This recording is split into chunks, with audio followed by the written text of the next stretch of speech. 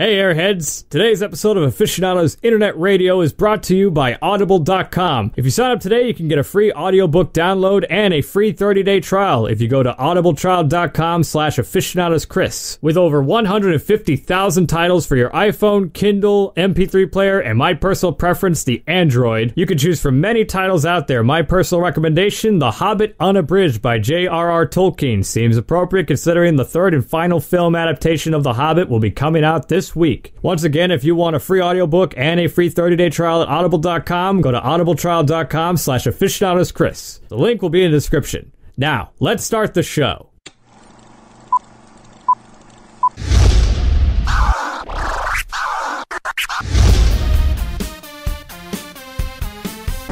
You're listening to Aficionados Internet Radio, aka A.I.R.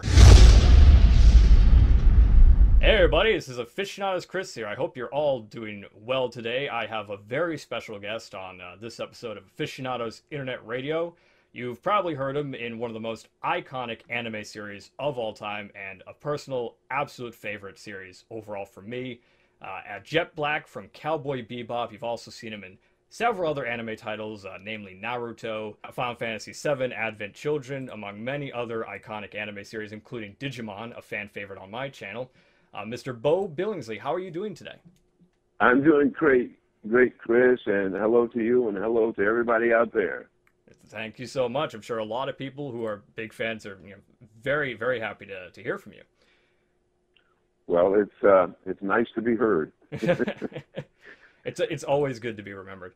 Now, I think the first question that I think is vastly important because you are a voice actor, but you've also done some live action stuff. You surprisingly made an appearance in live action in the Hannah Montana movie as the mayor, which I caught when my siblings were much younger and watching the film with them. And all of a sudden, Jet Black just shows up in the film. Now, that was a lot of fun. I'm sure it was. It seemed like a fun little environment. But I think the best thing to ask is because you've had a long-standing career in both voiceover and on-screen acting. What got you interested in doing acting in the first place? Well, I guess, coming up, I was one of those kids who was a cut-up.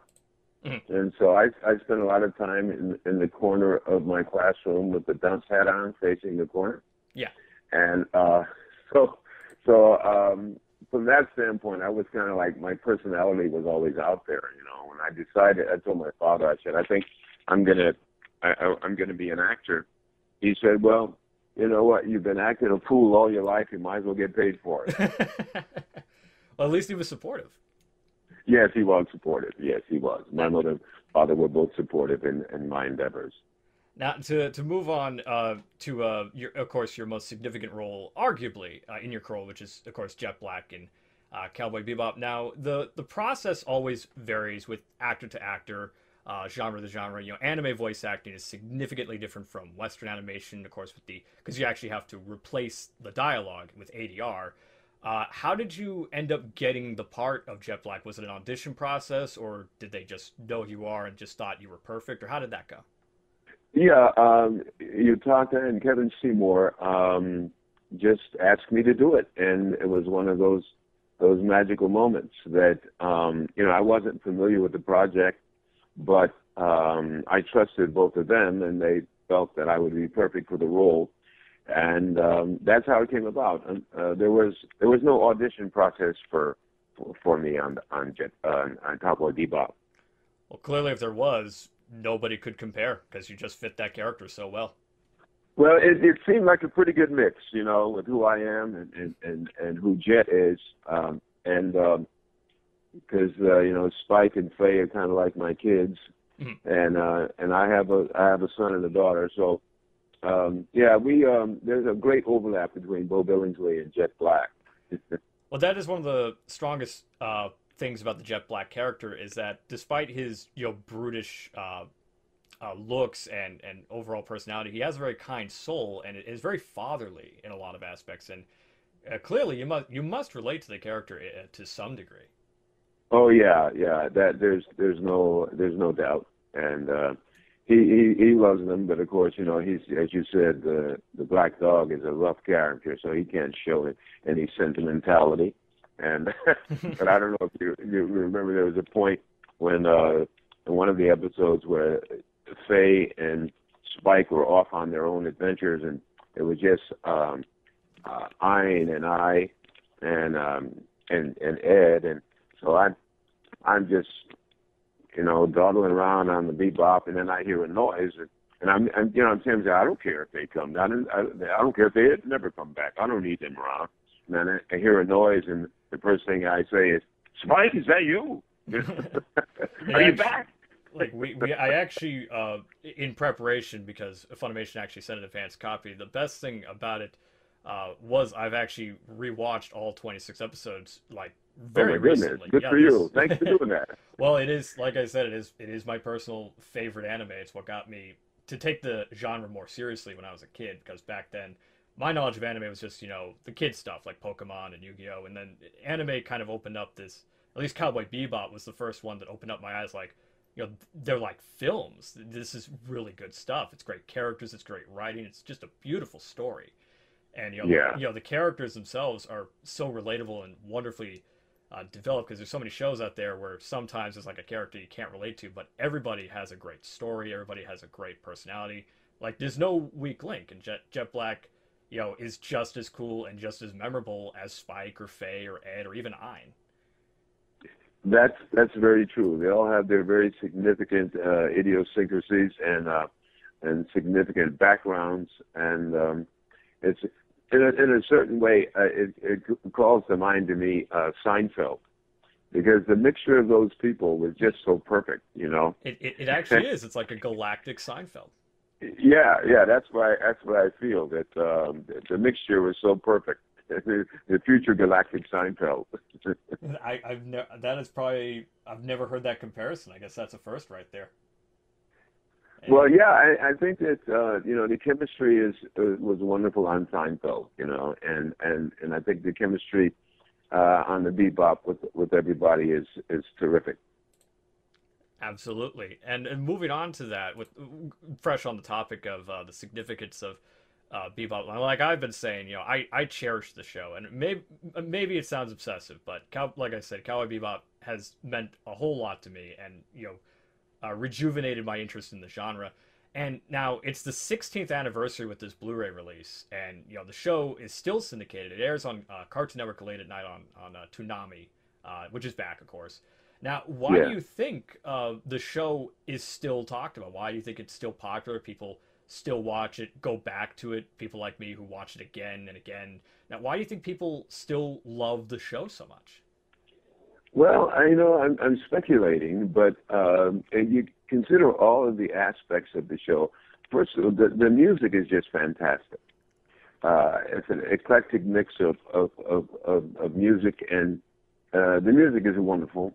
The characters are so well written, and the characters have the great contrast. Mm-hmm. And and Mary Elizabeth was a wonderful director, and she pulled it all together.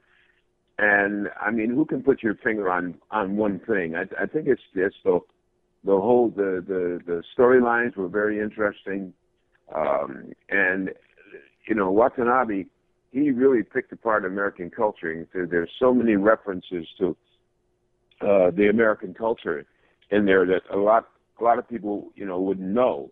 Especially the music from the Rolling Stones and Aerosmith. It's Queen actually too, I think. So it's one of those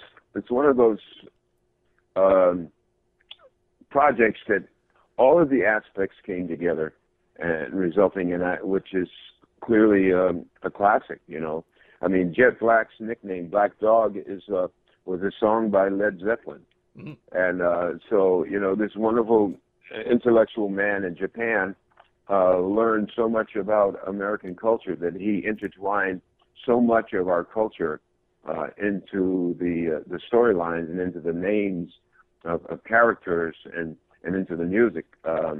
It's just a wonderful piece of Americana, which is odd because it came from Japan, but it's clearly in a certain way a recap of our conglomeration of our culture. Well, absolutely, and I think the best example, at least in my experience in recent times, is again getting the Blu-ray and being able to revisit the show so many years later. The best thing about it was I was actually able to introduce the show, and it's probably unusual for a lot of people, but I actually introduced the show to my mother recently, who's Oh, her knowledge of anime is, well, at least like she doesn't watch the new stuff, and it's from her generation, things like Astro Boy and Kim of the White Lion, all the Japanimation from the 70s. And what I right. loved about showing it to her was because she's a big fan of well-written dramas like Breaking Bad and such, and she loved the show, and she's not an anime enthusiast by any means. And like you said, because it has so much American influence in it, it's clearly easy to get people into it. Like so many people have said, Cowboy Bebop is the gateway anime for people who don't really watch it, and it's worked wonders. Many people have watched it who don't watch anime and love it, and people like me who watch it and it completely rejuvenates their interest in the genre to seek out more. And I think that might be why it's still iconic even to this day, is because it's just very easy to introduce people to for all ages. I mean, obviously, younger kids can't watch it for content reasons, but Right. Right. like I can introduce it to my mother and she can fall in love with it. And I think that says a lot about a show that's 16 years old, and to anyone who doesn't like look into this, it's like, oh, it's just a cartoon, but it's more than that. It's a wonderful Oh, story yeah. with wonderful characters, and Yeah, that's so true. That's so true. And thank you for introducing your mother to it. And if mom's listening, thanks for liking it, mom. oh, I'm sure she'd be happy about that. She was, just filled with joy when I said I was gonna get the chance to talk to you. Excellent. Oh, well, that's good. Well, tell her I said hello, and I'm glad that she liked it. And it's the things that you said were very, very true. I completely agree with you.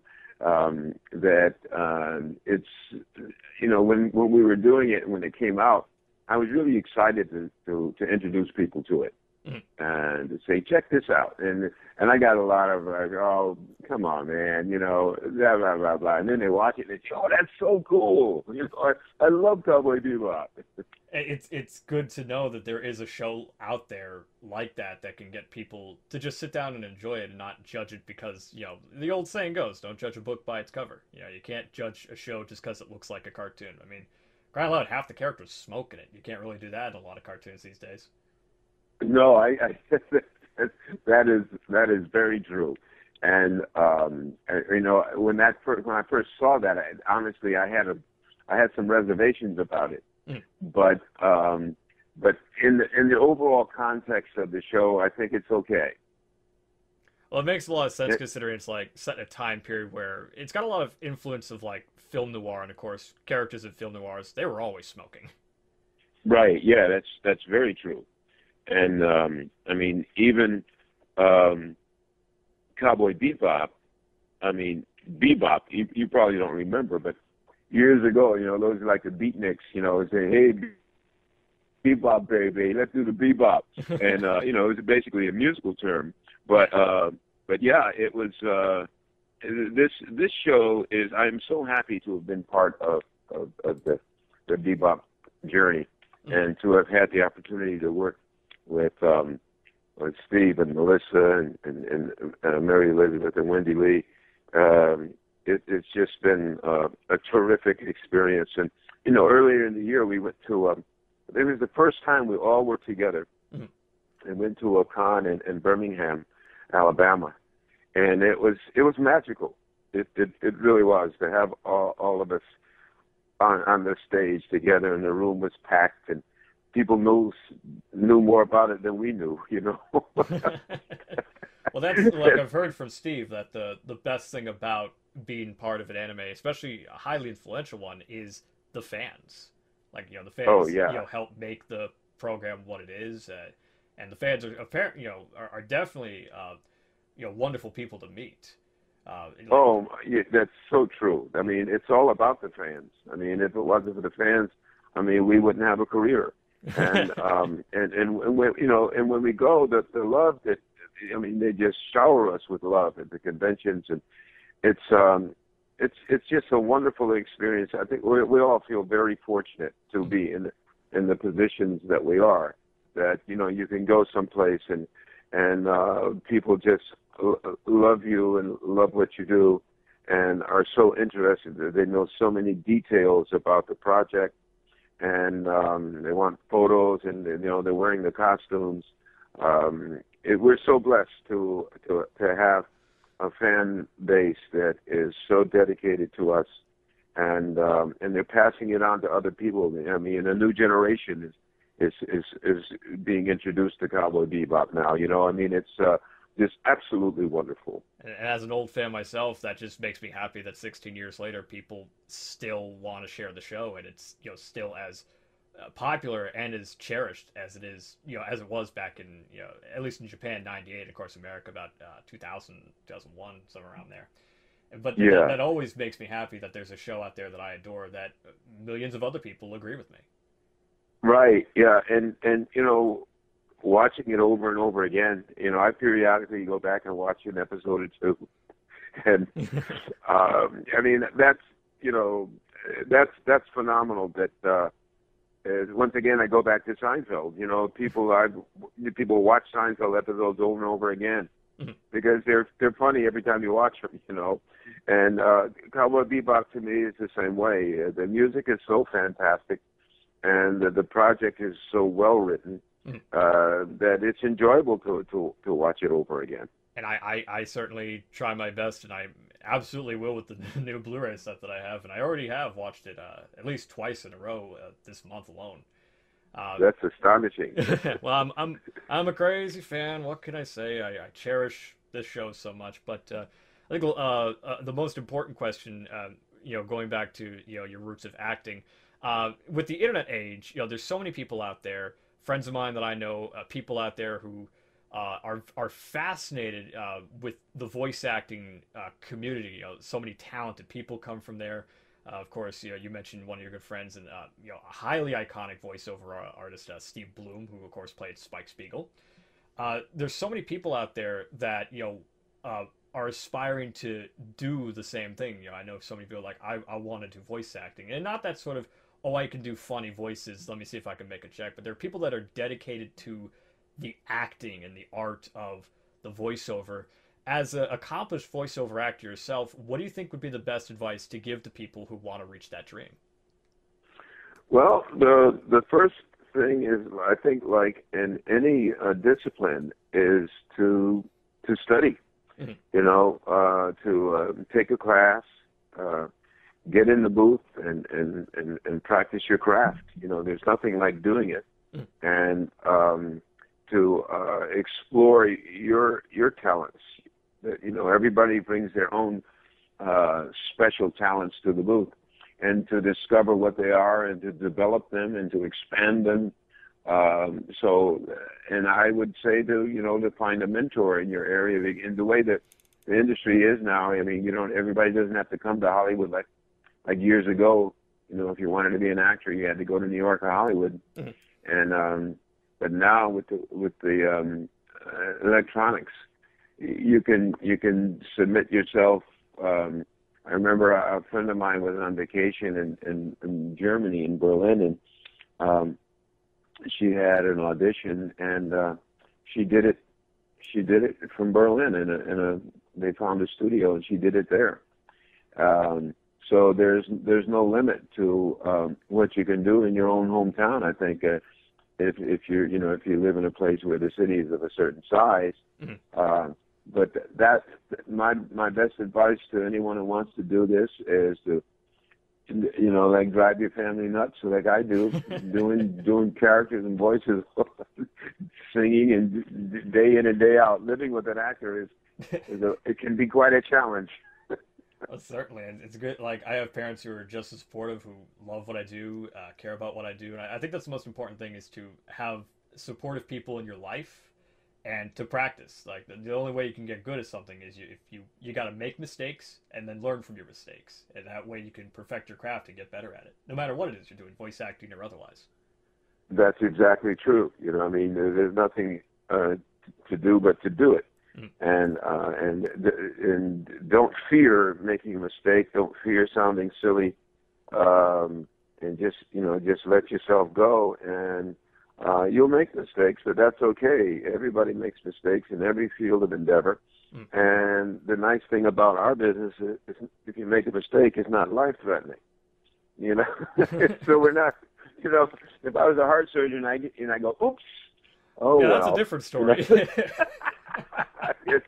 You oh, you well, just flubbed the better line. You didn't, flub somebody's life support. That's a completely different thing. There, you can't really afford a mistake. Right, exactly right. You can't You can't get a second take on that. No.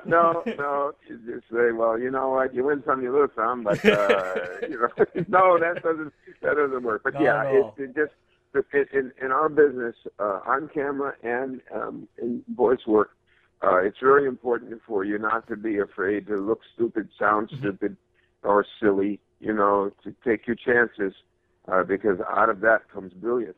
Absolutely. I mean, so many people have made careers by just embracing their silliness. Oh, that's for sure. That's for sure. A lot of the great stand-ups have been that way.